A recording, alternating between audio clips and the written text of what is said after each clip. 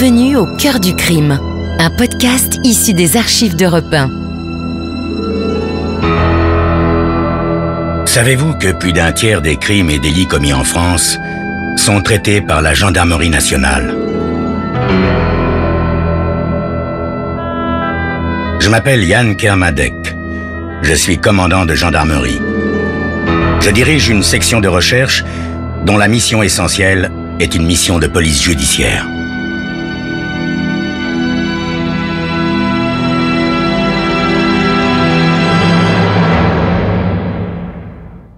L'histoire que je vais vous raconter est une histoire vraie. Tous les faits sont réels et se sont déroulés en France. Seuls les noms des personnes et des lieux ont été changés.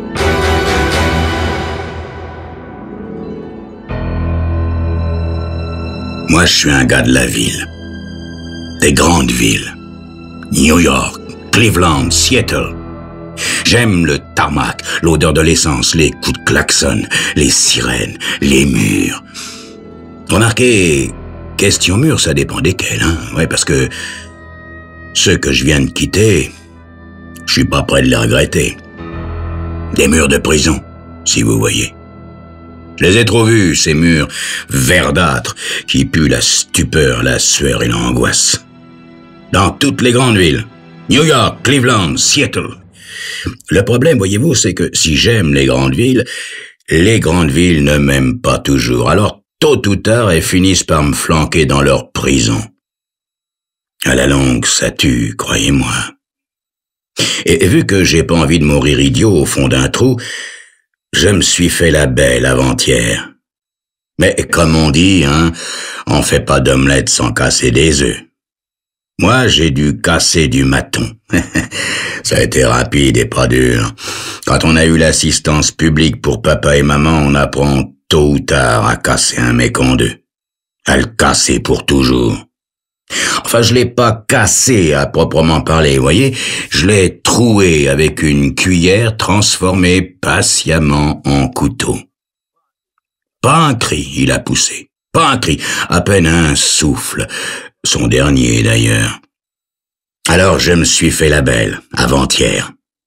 J'ai fui dans la montagne, en enfer, autrement dit, parce que c'est l'enfer, la montagne, pour un gars de la ville comme moi.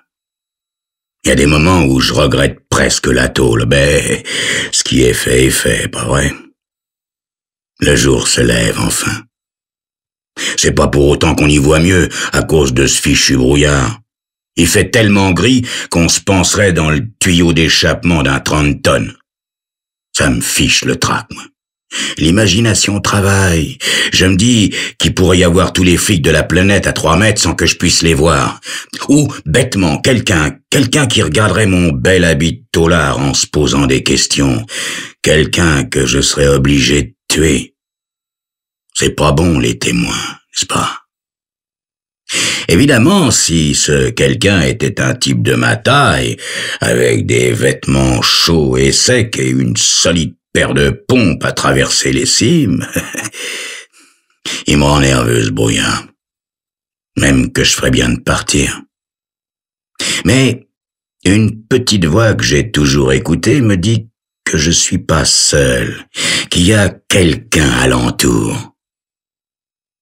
Tout doucement, sans geste brusque, je saisis le manche de mon couteau artisanal coincé dans ma ceinture. « Vous n'avez pas besoin de ça ?» fait une voix de femme. « Hein ?» que je dis en me tournant vivement.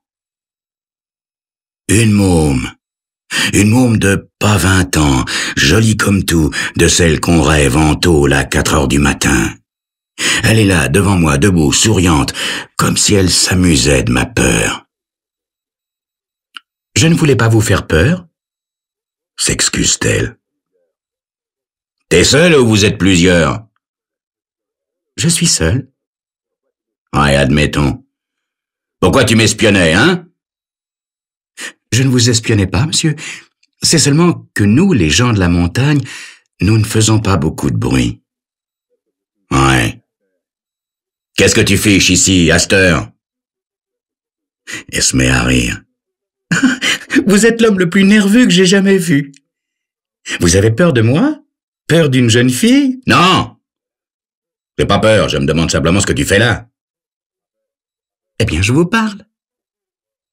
Elle penche la tête sur le côté et me sourit gentiment.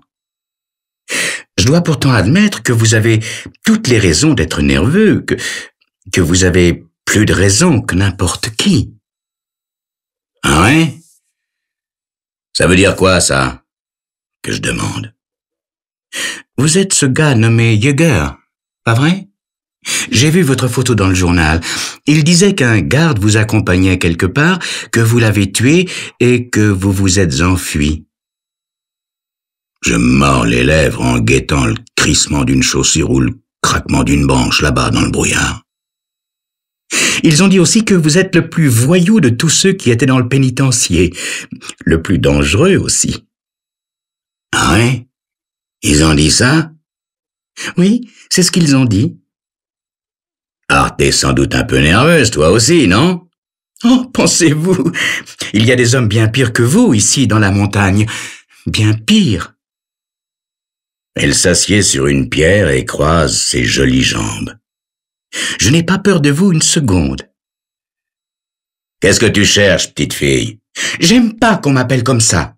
Mon nom est Love Dream. Quoi? Love Dream? C'est pas un nom, ça. Tu te fous de moi, non? Non, les gens du pays ont toujours pensé que c'est un joli nom. Ouais. Eh ben, Love Dream, j'ai comme qui dirait l'impression que tu veux quelque chose. Je me trompe? Je parie que vous avez faim, monsieur Yeager, depuis le temps que vous courez. Vous n'avez pas d'argent non plus, vraisemblablement. T'occupe pas de ça, petite, et dis-moi, et vous ne pouvez pas aller bien loin avec ce costume de bagnard. Costume de bagnard. Ils en ont de ces expressions dans le coin.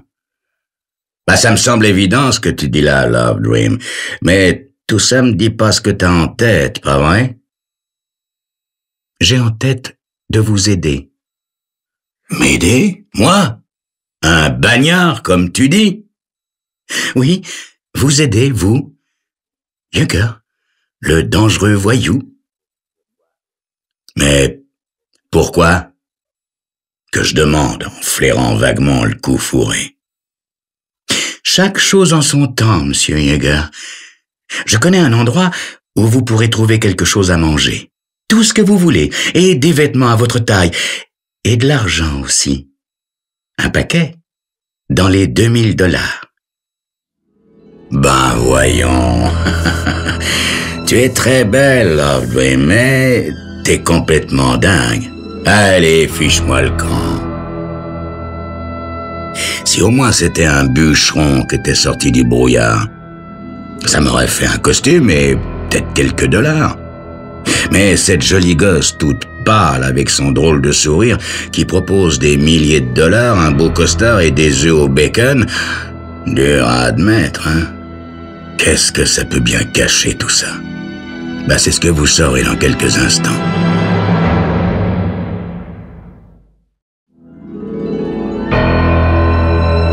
Les murs, ça me connaît. Les murs des grandes villes et les murs des prisons. Les murs des prisons, surtout. Personne n'aime les murs des prisons. Eh ben, c'est pour ça que je me suis fait la belle, en liquidant un maton au passage. 3 jours que j'erre dans la montagne. C'est terrible, la montagne, pour un gars de la ville. Surtout en costume de taulard avec des pompes à dessous. Mais voilà qu'une jolie môme m'apparaît un matin dans le brouillard. Une môme jolie, pâle. Une gosse un peu folle qui n'a pas peur de moi et qui me propose de m'aider. J'ai beau lui dire de ficher le camp, avec un air à vouloir la manger toute crue, rien n'y fait. Elle reste là à me sourire. Avec de la nourriture, des vêtements et des dollars, vous pourriez partir loin, très loin. Autrement... Elle a pas tort, la môme. Avec ce pyjama des prisons et les poches vides, je tiendrai plus longtemps. Ouais, que je dis. Et je suppose que toutes ces bonnes choses sont bêtement à portée de la main, hein, comme dans les contes de fées. Elles attendent que je les prenne, pas vrai? Oui. C'est pas vrai, ça. Ça m'embête de te dire ça, Lovely, mais j'ai comme l'impression que t'essaies de me faire marcher dans une combine pas très catholique. C'est seulement à peine 1 kilomètre d'ici, répond-elle comme si elle avait pas entendu. Quoi? Eh ben, la cabane. La cabane où est planqué mon ticket de sortie? Et tu veux m'y emmener? C'est ça. Pourquoi? Parce que je voudrais que vous fassiez quelque chose pour moi. Ah, enfin nous y voilà. Tu voudrais que je te rende un petit service, c'est ça? On n'a rien sans rien, n'est-ce pas? Ça, je suis payé pour le savoir, petite. Et c'est quoi, très exactement, ce que t'aimerais que je fasse? Elle me regarde des pieds à la tête comme si j'étais un grand chien maigre à vendre. Et moi je déteste qu'on me regarde comme ça. Surtout, une jolie môme. Bon, et alors? Que je m'impatiente. Je voudrais vous voir tuer quelqu'un. Ah, bah, rien que ça. Ah, bah, au moins maintenant, je sais que t'es réellement dingue. Il mérite de mourir, dit-elle comme si ça expliquait tout. Ah ouais? Mérite de mourir. Qui ça? L'homme qui m'a fait quelque chose d'atroce. Il mérite 100 fois la mort. Vous devez le tuer pour moi, monsieur Yeager. Ce sera facile pour un homme comme vous.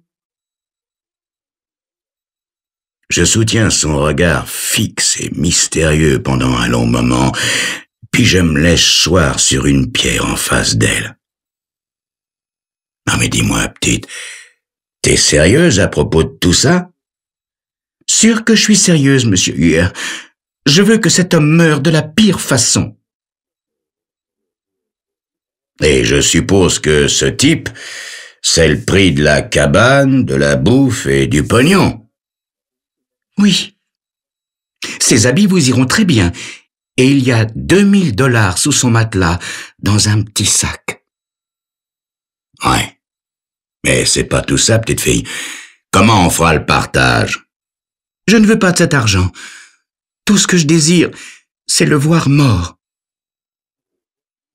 Dis-moi, petite, cet homme-là, ce serait pas ton mari, des fois? Non. Bah qui, alors? Une connaissance. Ouais. Et cette connaissance a fait cette chose terrible, je ne sais quoi, et maintenant tu veux ta revanche, c'est ça? Oui. Nous, les gens de la montagne, on est comme ça. Pour les caves, la montagne, c'est prairies, vaches et verre de lait. Tu parles. Bon. C'est d'accord, Love Dream, c'est d'accord. Mais je te préviens, si c'est un piège, c'est toi qui goûteras de mon couteau.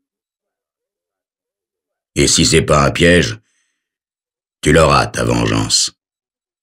Elle saute sur ses pieds, les yeux grands ouverts. Vous allez vraiment le faire? Bah, pourquoi pas, hein?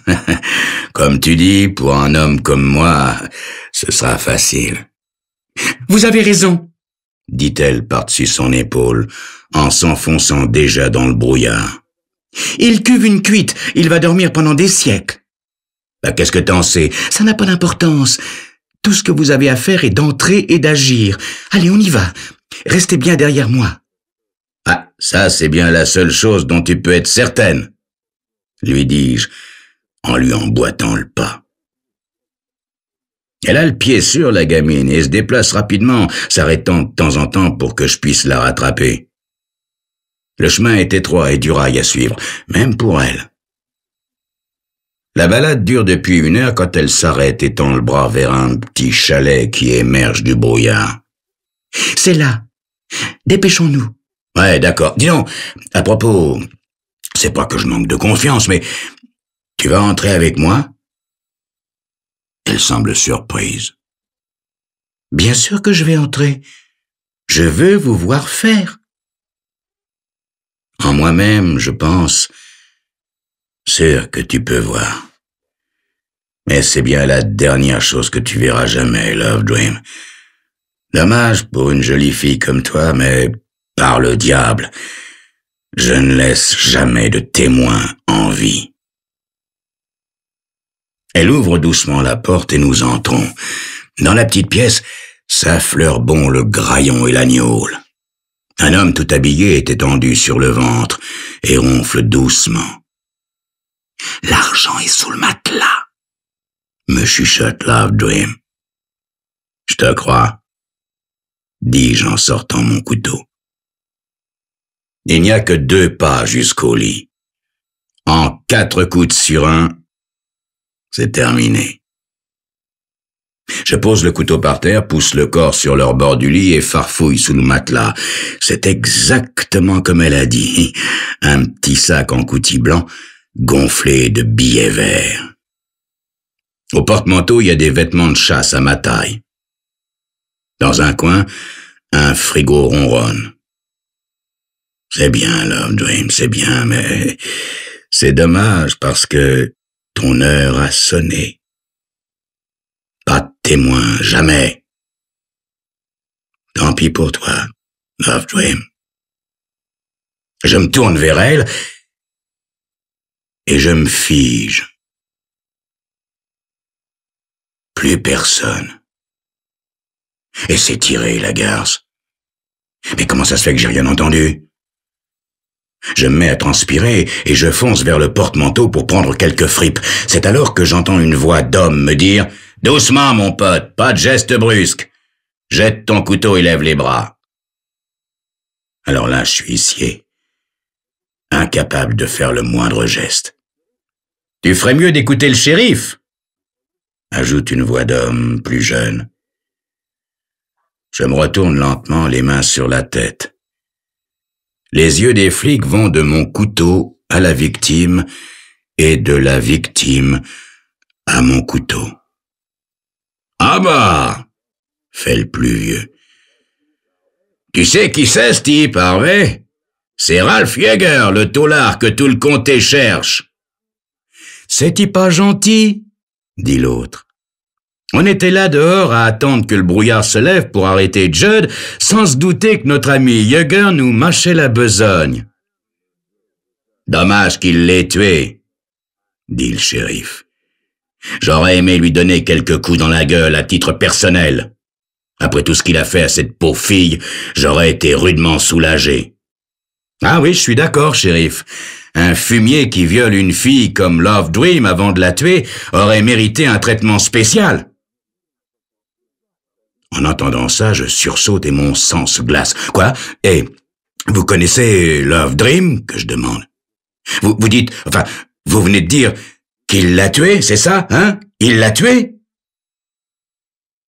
Le shérif me regarde étonné, puis approuve de la tête. « Oui, il l'a tué la nuit dernière, cette ordure. »« Hé, Yeager, t'es plus blanc qu'un sac à sucre !» constate l'adjoint en me regardant. « Vous êtes certain qu'il l'a tué, shérif? »« Plutôt, ouais. Elle est à la morgue à cette heure. Pauvre gamine. Et qu'est-ce que ça peut te faire, hein? Et puis qu'est-ce que t'as à nous regarder comme ça, comme si on était des fantômes? »